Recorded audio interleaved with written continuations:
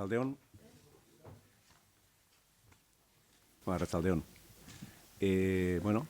Dekuz 13 puntu, erreguek edo eskaerak eta galderak, eta hasiera mongotzako osoko bilkura oneri.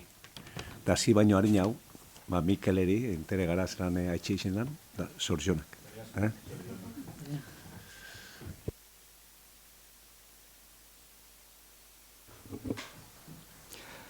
Arratsaldeon. Lehenengo puntua dugu 2024ko abenduaren 4ko saioaren akta onestea. Ez da ezer? Hau batez onartuta orduan. Bigarren puntua, udalaren lehenengo judizioz kanpoko kredituaren hasierako onespena.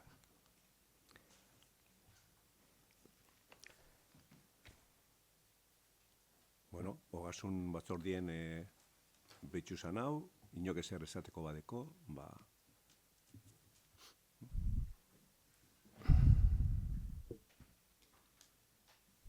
Puntu honen inguruen zalantza baten bat, komentario baten bat.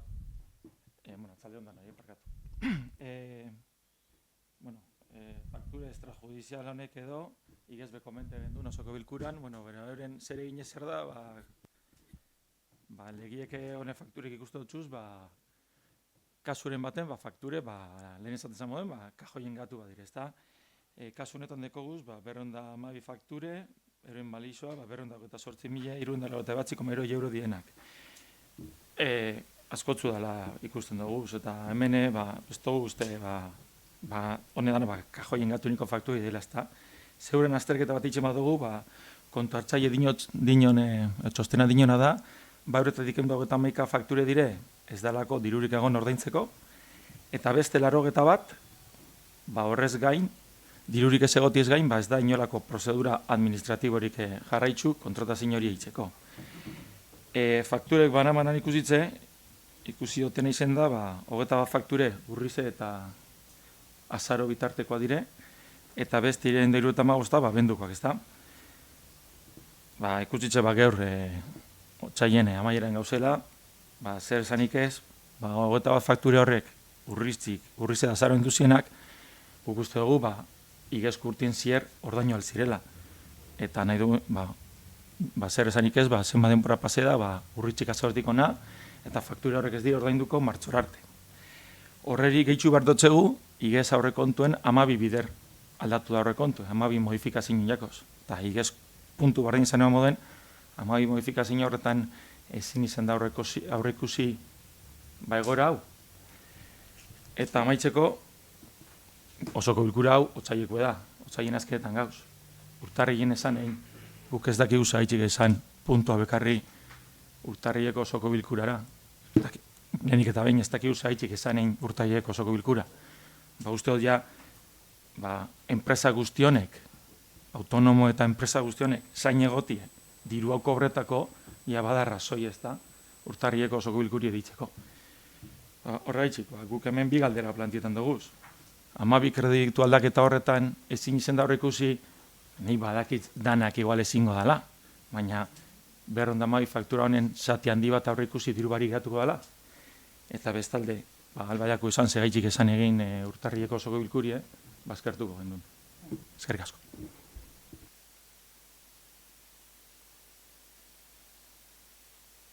Erantzuko dozula lehenengo, arratsaldeon, gu puntu honetan hausten edo gara. Badakigu kudeak eta arazo bat ala, izen ponposoa dauko, baina ez da geuretzako horren larrizia, baina erakusten dugu aurrekontua ez dauela eguneratute.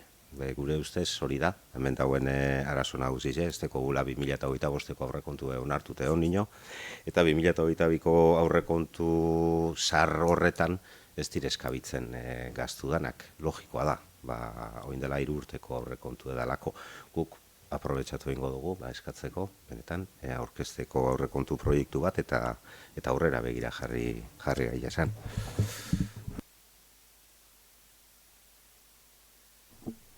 Lehenengo, Inigo, zuri erantzungo dutzut. Ez dakitzanak ez badotzun komenteu, baina, bai itxeron gendun azkenengo momentura arte, buli uste zugaz berbain neban, eta anagaz bebai, ez gendun osoko bilkura egin, eta azkenengo momentura hartu itxeron gendun, baina Jose Mari neumonizegaz egon zan.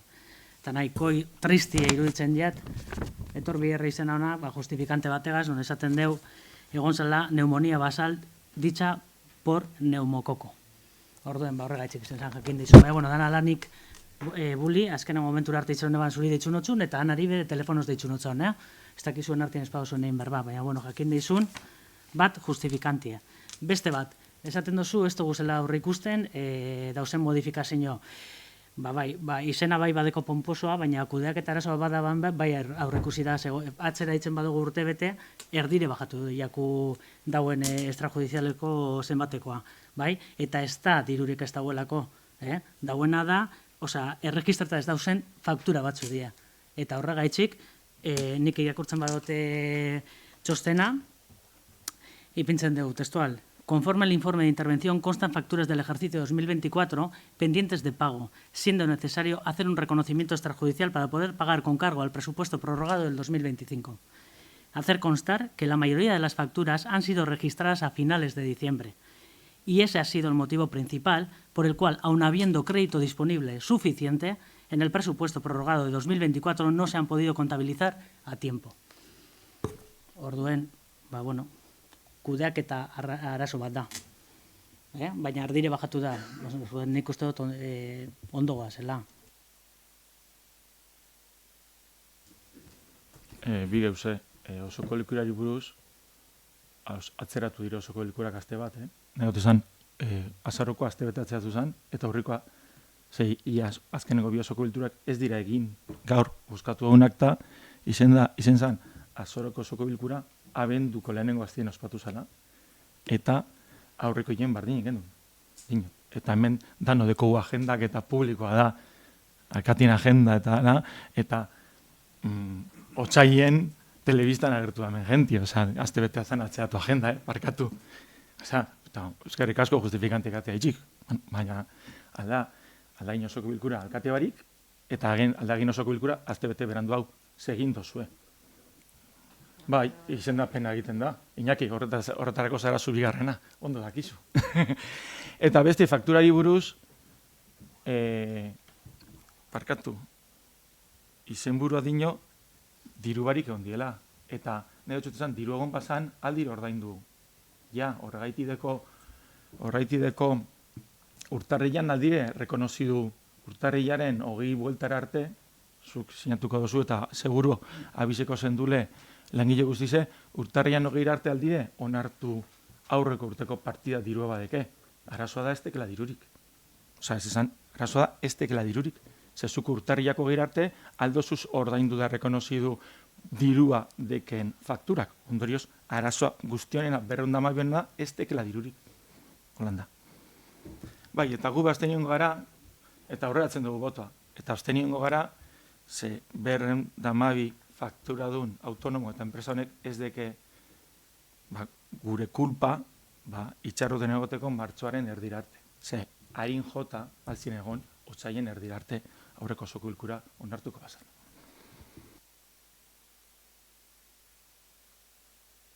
Bueno, a ver, nik pentsatu dote... nik pentsatu niko argi dauela, ez da? Diru falta ez da izen. Gerrenko udaletxe dekona dirua ondo dago. Eta aurrekoenten diru gutxi ez da egon. Uniko badeko zu, pasetan bada, da nire noa hemen errudun inortopetan, fakturek espadiak registretan ordaintziek gatsa da. Lehenko registroen bidire. Eta horretxik ez dira ordaindu. Eta hau geuse habituala da ordeko idazkarri eta berak esalei, beragondan udaletxeetan, olakorik espada paseu. Ni uste dut, gehienetan, danetan espada, gehienetan pastetan da hori. Ez dira registreu, goazain urtinak abure, bate bat urrikoa izango da, beste bat azarokoa izan da moduen. Da beste batzuk, zerekoak, abendukoak. Baina, igez paseakun, eurton bebai, eta, errudun etupu eta hemen ez dira konpontzen geuse, gero ordainduen bidie, hori bai. Baina ez dira egon erregistra eta fakturek. Nok registretan deuz, ogasuneko arduradun politikoak ez. Alkatiek ez. Zinegotzi beste zinegotzi batek ez. Hemen horretxe dauz biherginek. Baina, bueno, pase da punto. Eta oin, ekarten da, lege esaten debelako holan onartu bidala ordaintzeko.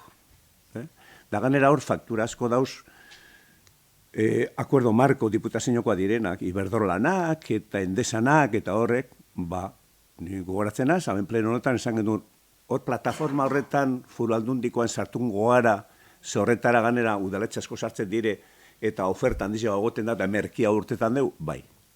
Eta onartu gendun, hor dau dokumentazioa, zelan plataforma horretan gauzen, hori acuerdo marko edo deitzen dana, eta fakture asko, horre dire, pagara Iberdrola y pagara Endesa. Igual, erdizek izango dire, ez da izema diren. Hori da. Hay un acuerdo marco firmado en Diputación para que salga más barato y encima, pues, porque no se han registrado, quien tenía que registrar, no sé quién es, porque hay mucha gente trabajando en este ayuntamiento y no quiero dar nombres, pues ha ocurrido, pero hay que pagar. Y punto. Nada más. Y hay dinero suficiente. Más que suficiente.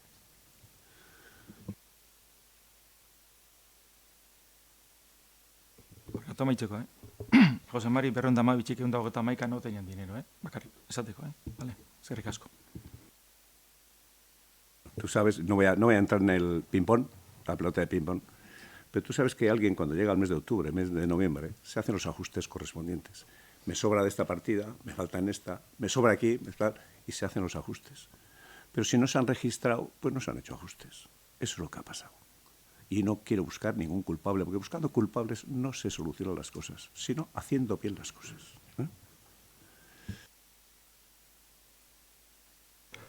Bueno, bozkatu egingo dugu. Bale, erabaki proposamena da, aurreko ekitaldiko fakturei dagokien lehenengo judizioz kanpoko kredituen aitorpena onartzea. 2025ko aurrekontuaren kargura. Aldeko botoak? Kontra? Abstentzioak? Bale, onartu egiten da orduan proposamena.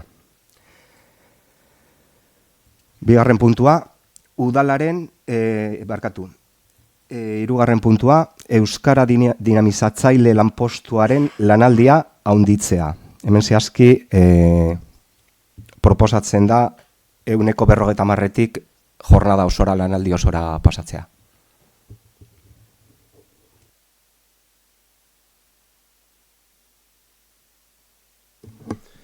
Bueno, guk puntu honetan aldeengo dugu, negoziazio maizen berbain zan moduen, baina, gureko geinke bai komenteu, badala euskara zail bat, 5 langiletik bira pase dana, eta, bai, euskaltegiko matrikulazioak, udal euskaltegiko matrikulazioak bera doazela, egize dala, hori zindala gukatu, baina uste dugu, negoziazio maizen aipatzezan moduen, behar dugula, eguneko unera pasatzea ez gain, jardun hau, benetako langile, euskara saio honen analizi bat, ez? Eta euskara saio honen, euskara politikien benetako analizi bat, ez? Bakarrik oinarritu matrikulazioan jeitxiera baten euskara saien etorkizune baldintzatzeko, ez?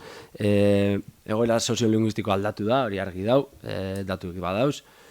Arazo barrizek dekoguz, erabilera arazoak dekoguz Gernika Lumon bertan, datuek erabilera datuek argi erakusten dabe, batez be gaztien erabilera datuek, ez da Gernikeko arazo isolatu bat, baina herritxik badekogu bai horretan ardura, badekogu etorkinen euskalduntien erronka bat bebai, eta, hori da, azken finen euskera saien benetako analizi batek eskatuko dabena ez, erronka horrek identifiketie eta esai hau potentzializatzea eta ez, euskaltegiko matrikulazioan oinarritute bakarrik, horren araberako nabardurak itxi ez, eskatzen duguna da, negoziazio maizen aipatzezan moduen, benetako euskeriari dagokizon analizi bat eitxie, euskera politika berri bat eta erronka berrizik analizetia, eta horreri aurre itxeko behar diren neurritxek hartu alizetia.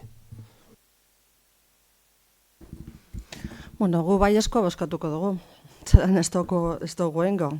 Inigo euskarazko zinegotxea zanean eta ni langilegoa pertsona horren egaz negoziatu egin duen uneko unera heltzea eta horretan zarratu gendun orduen guk. Jarraitu egingo dugu, ze guk hasitako gauza bazan orduen, bai, gure baiezko botoa egongo da. Guri be bai horretxe ikardu, osoko bilkura honetara, ez da. Eta, bueno, hor esan diren gauze batzukaz, Mikelek esan duzenak, ados nau, baina Euskararen gaize, euskaltegizitan geiz haube, hor aldatu da asko. Zehoin hemen ikasketak eskolatan eta ikastolan urte askotan, dana Gernike aldien, etxe da dana euskeraz. Eta euskaltegire joan bierra etorkinek bai, bai abertoko jentiek erautegitxio. Da ganera, oin, titulua konbalide eitzen dire, zuk batxillergoa da nahen badozu euskeraz, eta loko deusek, ez da. Eta, klaro, ajusti bai bidire, baina, badekuz hor irakasle batzuk hemen euskaltegizen, eta geratzen badire, inor barik edo jente gitxigaz, horrek eure peskatute dau, edo berbainde, ez eskatute ez berbainde, igual, udaletzen integrebiko dire, baina, ukusien bida, matrikule zelan duazen. Zen iban hasi irakasle bat, eta inorrezpadekot erakusteko. Niri nununin biko doztie, eta horretxik udaletzi ebitxe bideoz beran rekursua zeintzu diren, eta rekursuek gestioneu, balek eta ondoen, baina nik ondo uste dut esan dozune.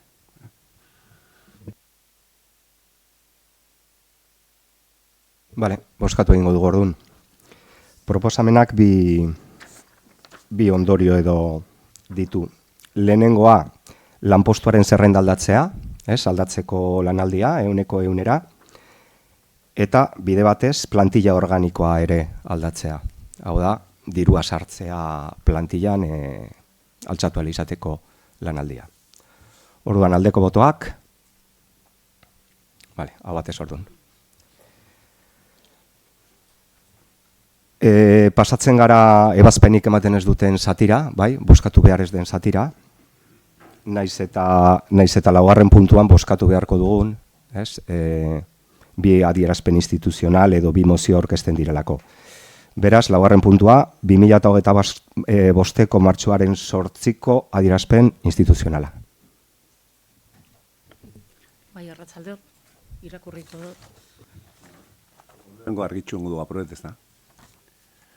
Hor, urtaro, momentu bailegetan danien, eudelen onartzen da adierazpen instituzional bat. Eta, bueno, gaur dauz hamen gauzebi hori adierazpena izetako izendana, oin mozino moduen, eta EH Bildu presentetan dauena beste bat. Atxik irakurriko dugu, ziortza gengo dugu, lehenengo eudelek bialdunekoa, eta gero irakurriko da bestie. Eta gero bosketa gengo dugu. Esan duten moduen, haman komune udaletxe guztiztako irakurriko dut. Martxoaren 8 emakumeen nazioarteko eguna dela eta Beijingo adierazpena eta ekintza plataforma adopzioaren 30. urteurreneko ospakizunarekin bat egin nahi dugu. 1989 eta 1995 Beijingen egin zen emakumeari buruzko 4. mundu konferentzian adostutako akordioek genero berdintasuna, emakume eta neska guztien alduntzea eta giza eskubideak gauzatzeko munduko ibilbide horria abian jarri zuten. Ibilitako azken 3 hamarkadetan aurrera pauso garrantzitsuak eman dira, baina bilakaera desorekatua izan da eta oraindik munduko herrialde bakar batek ere ez du lortu emakumeen eta gizonen arteko genero berdintasuna. Hala eta guztiz ere, berdintasun indizeek aurrerapena nabarmena izan dela erakusten dute. Berdintasun politiken araudi eta erakunde garapena eta mugimendu feministaren bultzada iraunkorra bateratu diren testuinguruetan. 30. urteurren horrek konpromisoak eta borondateak berritzeko aukera ematen digu. Beijingen adostutako berdintasunaren helburuak lortzeko. Beharrezkoak diren baliabideak bideratuz. erronkei eta oraindik dirauten oztopoei aurre egiteko. Euskal erakundeek eta bereziki tokiko gobernuek 30 urte hauetan metatutako evidentzia dute, eta horrek agenda feminista globalean oinarritutako berdintasun politikak bermatu eta legitimatu egin du. Euskal udalek genero berdintasunaren lorpena bizkortzeko mundu mugimenduarekin bat egin dute, emakumeen eta nesken alduntzearen eta emakumeen eskubideen defentsaren aldeko apustu eginez. Tokiko eremutik arlo kritiko globaletan aurrera egiten laguntzeko. Gernika Lumoko udalak ondorengo konpromisoak hartuko ditu. Sustapen egiturak baliabide eta langile nahiko hornitzea. Berdintasunerako eta indarkeria matxistaren aurkako borrokari buruzko politikak garatzeko. Berdintasunerako politika publikoen kalitate estandarrean arabera. Emakumeen elkartegintza eta elkarte feministak sustatzea. Horien bidez, berdintasun politika publikoetan emakumeak solaskidak izan daitezen eta eragin dezaten. Tokiko gobernuetan, emakumeek eta gizonek berdintasunez parte hartzeko eta eragiteko errasten dituzten baldintzak sortzeko akordioak hartzea. Tokiko arreta eta koordinazio protokoloak eguneratzea. Emakumeen aurkako indarkeria matxistaren biktimak eta bizirauleak onbideratzeko. Herritarren artean, indarkeria matxistari aurre egiteko programak garatzea. Gizonak eta mutikoak bereziki mugiaraziz. Zainketen ekonomia eraldatzeko tokiko prozesuak abian jartzea, ikuspegi feministatik. Eta bukatzeko, berdintasunaren eta indarkeria matxistaren aurkako borrokari buruzko tokiko ekintza planetan jasotako agenda feministen gaineko kontuak ematea, aldian. Hori zimuzan, bateratua. Arratsaldeon, irakurringo leotaz guk aurkeztu dugu mozioa eta geroa salduko dut, bale, segaitzik aurkezten dugun. Martxoaren 8an emakumeen egunean, orain arte lortutako ospatzeko egunetik haratago, honaino iristeko borroka egin duen mugimendu feminista eta norbanakoen lana aitortzeko eta aurrera begirako erronkak mahai gaineratzeko eguna da. Ezinbestekoa da, eskubideen aldeko borrokan, mugimenduaren antolakuntzak eta interpelazioetatik jendarte guztia inplikatzeko izan duen eraginaz mintzatzea. Zentzu honetan, instituzio honi dagokion ardura hartzetik aurkezten dugu adierazpen hau. Bizitzari baldintza duin eta justuetan eustearen aldeko apustu egiteko unea da. Horrek, begirada feminista eskatzen du erakundetatik bultzatzen ditugun politika guztietan. Genero desberdintasun estrukturalen gorakada errealitate ukaezina da. Emakumeek, beren gainartzen jarraitzen dute zaintzen karga gehiena, ordaindua eta ordaindu gabea. Eta azken honek gainera prekarizazio norabidea nabarmen hartu du. Krisi egoera honi egoki erantzungo dioten erantzun integralak premiazkoa dira, esparru eta maila guztietan, globaletik, tokikoraino eta alderantziz. Euskal Herrian, gure eskumen esparru mugatuan, argi daukagu gure lurraldeetan, gure bizitzaren burujabe eskaren bitartean ezin izango ditugula beharrezko aldaketa guztiak bultzatu. Hala ere, badaude aukerak bide hori marrazten joateko, sisteman pitzadurak irekitzeko eta hain zuzen ere, tokikoa da eremu egokiena. Horretarako, erakundeak koordinatu behar dira, eta bideak ireki herritarrek erabaki publikoetan benetan eta eraginkortasunez parte har dezaten. Batez ere, emakume talde anitzek eta mugimendu feministak. Behar bezala aurre egin behar diogu daukagun erantzunkizun publiko handiari. Eta hori premisa feministetatik egin behar da, artikulazioa eta parte hartzea bultzatuz. Plan eta programa eraldatzaileak eginez, larrialdei arreta emanez eta behar diren baliabide guztiak ahalbidetuz. Egoera honen kontziente izan behar dugu eta horri erantzungo dioten politika publikoek emakumeek boteretzera ere eraman beharko lukete. Horretarako, ezinbestekoa da gobernantza feminista aurrera eramatea. Gobernantza feminista berdintasun politiketan historikoki kokatua izan da. Berdintasun planen zutoinetako bat bezala eta honi gobernu ona esan zaio. Egiteko moduei, egiten denari baino gehiago begiratzen datza. Demokratizazio prozesu bat da oroar, lehentasunak definitzeko beste begirada bat, jarduteko eta lan egiteko prozeduretan aldaketa. Gobernantza feministari buruz ari garenean, lidergo transformatzaile batiri buruz ari gara, eta beharrezkoa da ikuspegi feminista txertatzea aurrera eraman nahi dugun prozesu subiranistan. Berdintasun politikek, azken urteetan, oinarrizko sistema bat sortu dute, baliabide eta planez josia. Ezinbestekoak izan dira hainbat bide zabaltzeko, eta hoen garapenean oraindik bidea daukago egiteko. Nabarmentzekoa da, indar ultrakontserbadorek hauen kontra abiatu duten gurutza da, eta argi dugu horien defentsan eta sustapenean egongo garela instituzio bezala. Baina handik haratagoko politikak behar ditugula esan nahi dugu gaurkoan. Zehar lerrotasun erradikal bat martxan jarri behar dugu. Hau da, estruktura estankoak apurtu behar ditugu eta sail ezberdinen artean proiektu konpartituak eraiki eta kudeatu behar ditugu. Honi politika feminista deritzogu. Emakumeen gaiak eskinatik atera eta unibertsal bilakatzera jo nahi dugu. Zaintzaz, ekonomiaz, hirigintzaz eta indarkeria matxistaz guztiaz ikuspegi feministatik aritu nahi dugu. Behar izan nabarmen eta erronka handi hauen aurrean, gure herriak dinamika eraldatzaile eta partekatu bat abiatu behar du. Erakundetatik alegin eta konpromisoria aitortuz. Proposamenak eta aldarrikapena jasoz, eta topaketa eta elkarrizketa guneak bultzatu eta indartuz. Horregatik guztiagatik, Gernika Lumoko udalak honako hau erabaki du. 2023ko martxoaren 8ko adierazpenean, 2023ko azaroaren 29ko osoko bilkuran eta 2024ko martxoaren 8ko adierazpenean, udal honek zaintza maila martxan jartzeko hartutako konpromisoan aurrera pausoak ematea. Zaintza mailaren lehen bileran parte hartzaile guztiek adostu bezala, Gernika Lumoko herritarren zaintzarako beharrizanak ezagutzeko diagnostikoa egitea, horretarako beharrezkoa diren baliabide eta aholkularitza profesionalaren kontratazioa eginez. Mugimendu feministarekin batera, zaintzen aldeko herri akordearekin batekin eta landutako puntuak espazio partekatuetan aurrera eramatea, zaintza mailetan besteak beste.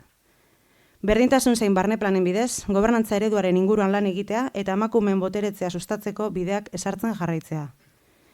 Euskal Herriko mugimendu feministak herrian eta herrialdean bultzatuko dituen dinamikarekin bat egitea eta martxoaren 8ko deialdiak babestea herritarrei bertaratzeko deia eginez. Mugimendu feministak bidezko eta berdintasunezko gizartea lortzeko egindako eta egiten duen ekarpena eta lana aitortzea. Geitziarren, ez dugu jasamen, baina Gernikeko deialdize, sare feministiek itzen dabena, da martxoan 8 izango da, ordu batetan hasitze Merkuriotik mobilizazioa. Eta, esan duten moden, esalduko doze gaitzeko orkestu nengoan testu alternatibo bat. Olako fetxa seinalatuetan eudelek, bai betitzen dut testu proposamen bat, baina ez da udaldanatarako izaten dena, hau da, bai, proposatzen du, baina ez da udaldanak berdine jasoten. Lekuen lekuko irakurketak eta eitzen dire. Horregaz esan gure dut. Guk askotan hemen, onartu dugu, eudeletik etor dana, eta askotan ez datzagu erreparorik ipini. Beste batzutan, ekarpen batzuk egin duguz, eta onartu dire, eztabaida baten bidez ez danak, baina, nahiko gure jori beti izan da, nahiko adostasun batera heltzekoa. Kasu honetan, eta egize da, bai azkenengoan seguru eta azken horrekoan okerrezpan hau bai, jogu zen ekarpenak ez direla ikusi. Ez da eztabaidarik emon bez. Orduen, oingoan, eudelek proposatzen daben testu hau EH Bilduk argi esan dugu, dagokizun lekuen bai, testu moduen ondo ikusten dugule, adibidez Emakundek eta Aldundizek batera zabaldu aldaben kanpainako mezu moduen, baina udaletatik bastante urrun geratzen dela, behingo adierazpena lekuen lekuko lanketa bat eitzen espada. Hori da hain zuzen be, geur guk mozio orkestien arrazoi nagusize. Iruditzeaku testu hori udaletik nahiko urrun dauela, badeko guzela erronkak eskuartien udal honetan, hasi direnak eta espero dutenak jarraipen bat eukitzi laster, eta horregaitzik guk ez dugu bat ingo eudelen testuagaz eta guri orkesten dugu.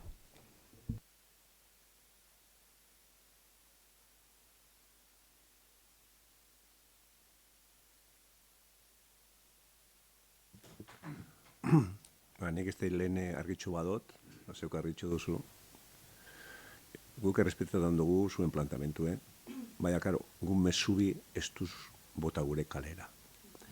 Eta hor da mesubet, eudelen talde politiko guztiek onartute, eta niptzot arazoa Euskal Herri guztien bardine dela. Leku guztietan bardine.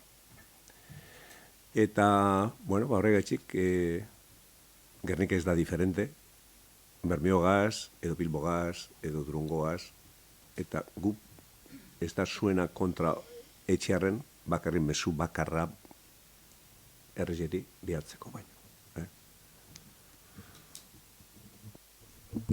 Ados, ulertzen dugu eta horregatik esan dugu lehen ezten dugula beti adostasun baten joatie testu bat mezu bakarri izeteko. Eta bai, arazoa estrukturala da eta herri guztizetan berdina emoten da, baina momentu horretan, herri horretan esku hartin domen lanketi ez, horra noa gehiago.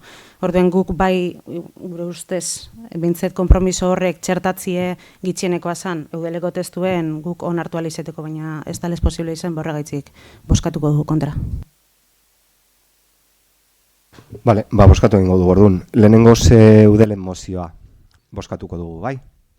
Bale, aldeko botoak. Kontra. Garbi dago. Bale, oain Bilduk aurkeztutako mozioa, bai? Aldeko botoak. Kontra. Bale. Bueno, orduan eudelen mozioa onartu iten da, eta Bilduk aurkeztutakoa ez da onartzen.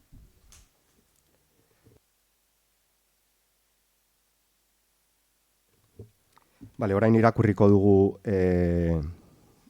kontrolatzeko dauden puntuak, bai, kontuak emateko diren puntuak.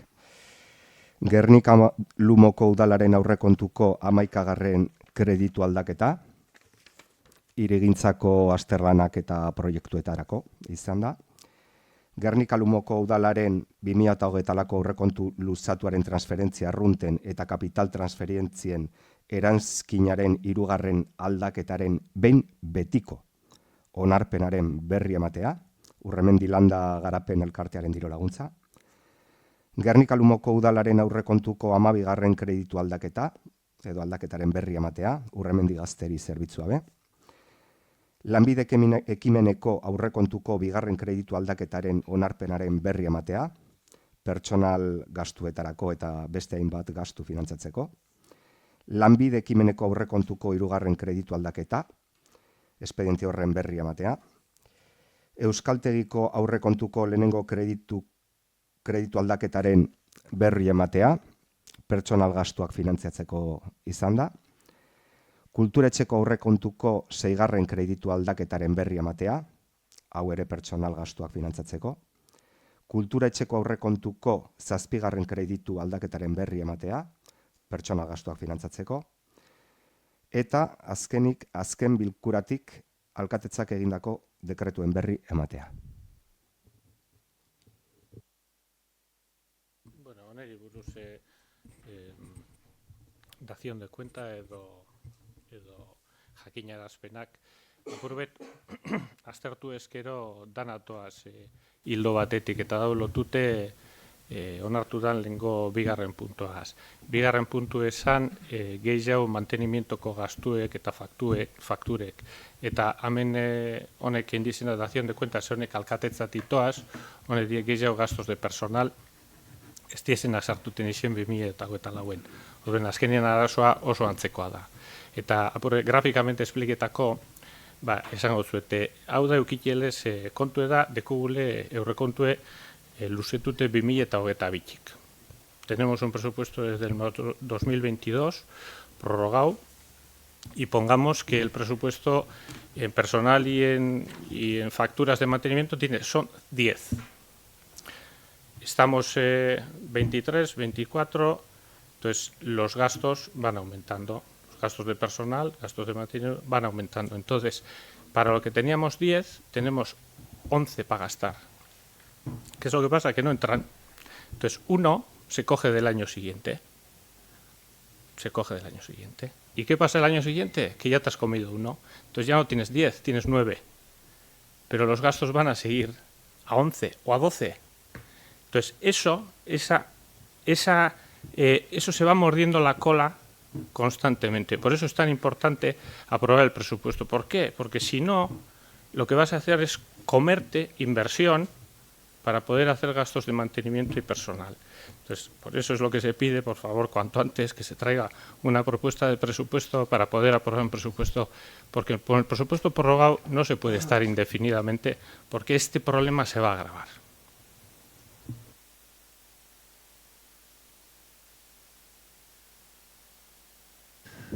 A ver, yo una pequeña puntualización solamente.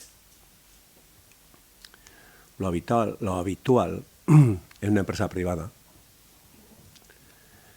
es que si tú tienes trabajadores que están de baja laboral,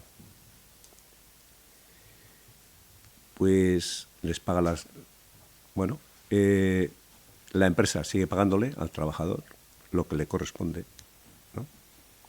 La primera semana el 100%, a partir de la siguiente el 80%, el 75%. Pero tiene que cotizar a la seguridad social, la empresa.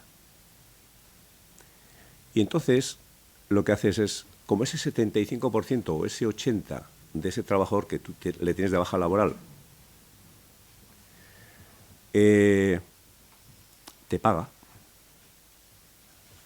te falta algo por pagarles, se hace, tú no le, a ver si aclaro bien, el sueldo de un trabajador en la empresa, en la administración pública o en la privada es el sueldo más lo que hay que cotizar a la seguridad social. Entonces, en la privada, pues te dan la parte del sueldo que le corresponde, el 100, el 80 o el 75%, y a la seguridad social hay que pagarle la seguridad social de ese trabajador, ¿no? Pero ahí suelen hacer la resta. El caso es que en la administración pública ocurre que tú le tienes de baja al que sea, al que toque, ¿no? Y entonces tú le pagas el sueldo y cotizas a la seguridad social. O sea, pagas igual que si estuviera trabajando. Y la seguridad social te ingresa. Entonces, ¿qué es lo que ha pasado? En ese capítulo 1, que quien estaba gestionando el área económica, ese capítulo 1, te pone como ingreso más de 400.000 euros en el caso nuestro, como de ayuntamiento solamente, más de 400.000, pero no van a la partida del capítulo 1 que se paga el personal. Va a la caja. Y tú estás pagando igual. O sea, no es que haya una falta, sino que ese ingreso tenía que haber ido directamente al capítulo 1 y no ha ido. No sé si he aclarado. Igual no sé. O sea que a la gente que está de baja, el ayuntamiento le paga su salario y su cotización a la seguridad social como si estuviera trabajando. Entonces la seguridad social te paga el sueldo de ese trabajador, no el 100%, sino el 80% o lo que corresponda, y en vez de ese dinero que te paga la seguridad social ir al capítulo 1, pues ha ido a ingresos, pero no ha ido al capítulo 1. Se ha contabilizado de esa manera. ¿Se hace en todas partes? Yo creo que no, pero aquí se ha hecho así. Y eso es lo que ha hecho, que haya ese pequeño desequilibrio.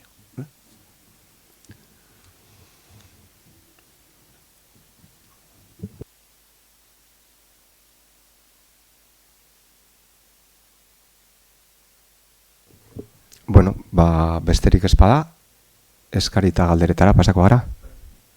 Vale, pues aurrera. Hasiko naz ni. Eskari bidekotez, bat da justo untxe berrotan egon garenan inguruen, zaintzan baizen inguruen era, gaur jaso dut emaile, egize da, eskertu dut, erantzune, baina egize da, oindela, 3 lau azte bialdune bala. Bai, bueno, posten azbeintzet, barri honen bat jaso dugu email horretan, egongo dala, ez, diru edo aurrekontu bat, diagnostikoa itzeko, orden ulertzen dut gure mozinoko bigarren konpromisoagaz, ados hauziela. Eta eskariz simplia da, emailen eskatunean moduen, deialdi bat eitzi, oniri buruz dana patxada zorbaitzeko, han egon ginen parte hartzai, eta bueno, agente guztien artean urrengo pausoa pentsetan eta erabakitzen joateko. Argitxe erren, A ber, hemen lehenengo bilera bat egin zan, nien nintzen egon, gorka egon zan, eta han diagnostikoa itzeko, gelditu ziren aurrekontu batzek gartzeko. Zer pasezan, bigarren deialdi bat egin gendun, han ni egon nintzen, eta aurrekontuek aztertu gendu zen, eta ikusi gendun zelan, herri batzuk, Gernikak baino, biztanleri desente, basoa aukibienak, 12.000 edo 14.000 eurotakoa zirela aurrekontuek. Orduen, bai jakin genuen eudelek aurrekusten bala olako txosten bat argitaratik argitzeko ze pausu jarraitzu hau martxan jartzeko. Orduen, lehen Jose Mari pesan daben moduen kontuten hartunde eudelen danon alderdi politiko guztizek ordezkatute gauzela, esan gendun, itxaronengo dugu eudelek argitaratu arte horre pausuek eta hortik aurrera bigarren bilera bat egingo dugu. Orduen, zer pasera ondala 15 guri gobernukidiri heldu jakun zelan dauela deialdi bat zabalik eta enkajetan bala hor subentzio bat edo dirulaguntza bat eskatzie aurrera pausu bat emon eta diagnostikoa egin ahal izeteko. Teknikarizeri larese ditzagun, dauela epe hori, eta aurkeztu zen pasan barikuen. Orduen, lasterukiko duzu deialdi bat eta bideratuko dugu. Jakin dizuen, gaur erantzun dutzuet goizien, da jakin dizuen deialdi jasoko duzuela. Perfecto, orduan deialdi izen zain geratzen gara. Eta, bigarren eskarize, eta apur bat testu inguruen kokatzeko, dano dakizo moduen atzo sententzi batek urten man. Oindala 20 urte baino gehiago gure herri zen adintxikiko bateri einjakon sexu indarkeri jarraitu baten kasuen sententzi izan da, eta epaileek, 13 urte eta erdiko kondenera zigortu deu entrenatzaile hoize. Hemendik gogoratu nahi dut, eta egiz esan udalbatza osoan, adostasunez esan zagulea sinesten gendula, eta guk gure partetik esan edo zagu sinesten jarraitzu egula eta beragazen garela. Eta aipatu gure dut prozesu luze honetan sare feministiek eta oroar sortu dan herritzarran sare zabalak injaben lana biktimi babesten eta benen erreparazioan alde ez. Baina, egize da udal moduen be guri badakigula lan eitxea eta badekogula erantzunkizun bat. Eta eskarizea hemen dator. Igezko urtarrieko osoko bilkuran ez dakit gogoratzen dozuen mozio bat aurkeztu zen eta puntu bat zen, onartu zana, martxan jarriko zala prozesu bat lopibi legie apliketako ez, da hori da gogoratzearren umetan erabiek kirol eremuen seguro egoteko indarkeri kasuetatik babesteko martxan jartzeko prozesu bat. Herriko agente ezberdinekaz. Azkenengo kirol patronateko bileran Aitorrepe komente ban, da bertan egon zinena jakingo duzu, eta printzipioz ondo ikusi izan. Baina, gorronak arregore izan dugu, oso gai komplikatu da, ertz asko ikutzen da bezena, eta ertz ezberdinetatik heldu biharriako uste dugu. Orduen, eskari zain zuzen behori da kirol mai bat sortzie, lopibi lege hori aplikatzeko, eta gure herriko umetan erabie entzat kirola leku seguru bat izeteko. Mai horretan esan gendule, agente ezberdinek egon biharko ziela uste dugu, berdintasun zerbitzuek, kirol patronatoa, ikastetxe desberdinek, kirol talde desberdinek, mugimendu feministi bera. Eta horretarako iguale abia punto moduen hartu baldire beste herri batzutako esperientzisek, baina bai badakigu Eusko Jaurlaritzak eta diputazioape badeko zela errekurtso ezberdinek administrazioan esku izan da bezanak oneri ekiteko. Eta eskarize da horreri urtebete pase daia, baina horreri alikarinen heldu erbaiako imaginetan dut, bintzet muinen horregaz danok adosango dela eta baliketarinen jartzeko martxan hori.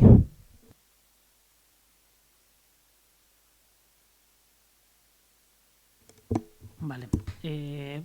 Kirol taldiek ni bai egon ginen berdintasuneko teknikarize eta sare feministagaz honen inguruen apurre berbaiken, bai egize da gehiago heldutzagule jaizdako protokoloari eta beste politika batzuri, bai.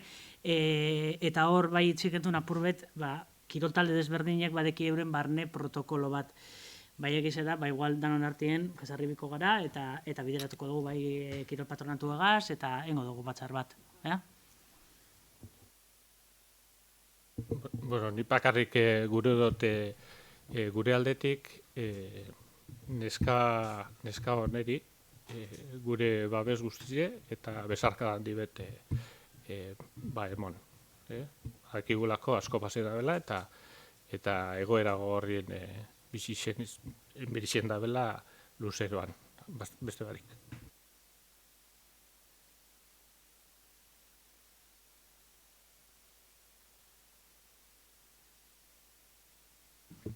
Gai honen ganien benetan tristie da.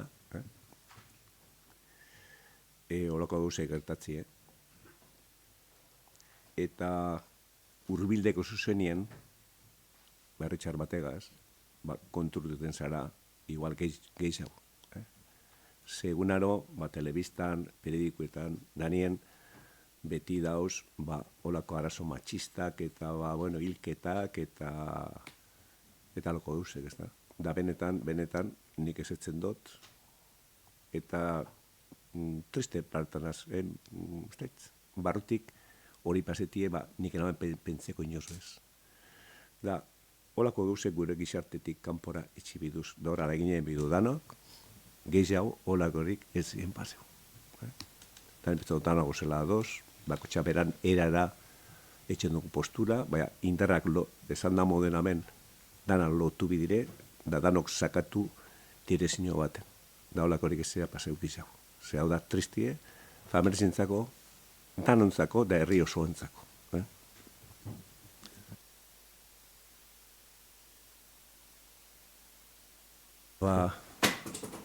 Amaitxute gerko osoko bilkura, ondo paseu, eta hilebete barruan ikusko gara.